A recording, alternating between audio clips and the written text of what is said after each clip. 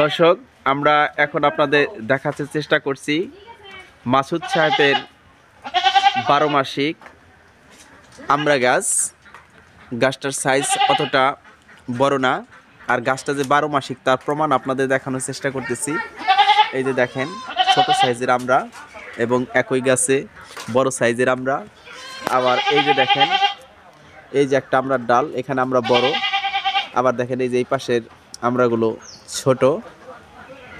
এবং দেখেন এই একই গাছে কত সুন্দর সুন্দর আমরা আছে। এবং আমরা দেখেন, আমরাগুলো দেখানোর চেষ্টা করতেছি।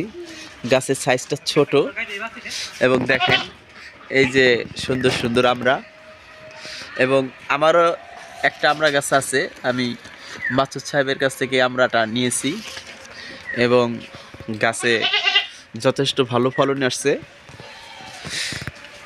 তবে এর একটা আমরা গাছ থাকলে মনে হয় না যে ওই আমরার চাহিদা ঘাটতি পড়বে। সবসময় আমরা দেখতে পাচ্ছি এবং আমরাটা অনেক সুস্বাদু।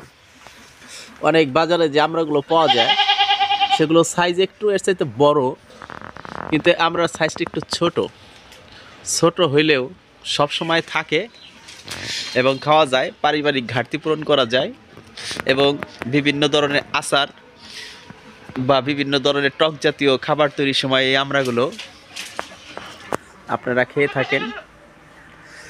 এবং সবচাইতে ভালো জিনিস হলো আপনাদের বাড়ির কিষানীরা কিন্তু এই আমড়াগুলো বা গৃহিণীরা এই আমড়াগুলো কিন্তু খুব পছন্দ করে এবং তাদের কাছে ফেভারিট।